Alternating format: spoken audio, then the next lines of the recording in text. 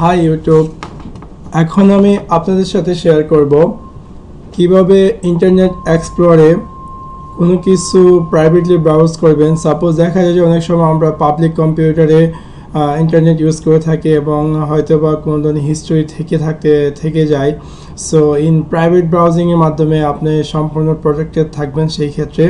So let's take a look how to do that.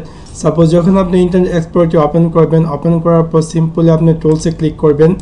টুলসে click করার পর in private browsing click করলে সাথে সাথে আপনাকে একটা নিউ ট্যাব ওপেন হবে এবং এখান থেকে ইন ফিউচার আপনি যত কিছু ব্রাউজ করবেন এবং ব্রাউজ করে সিম্পলি যদি আপনি ক্লোজ করে দেন তাহলে কোনো ধরনের হিস্টোরি আপনার ওয়েব পেজে জমা হবে না ইন্টারনেট এক্সপ্লোরে।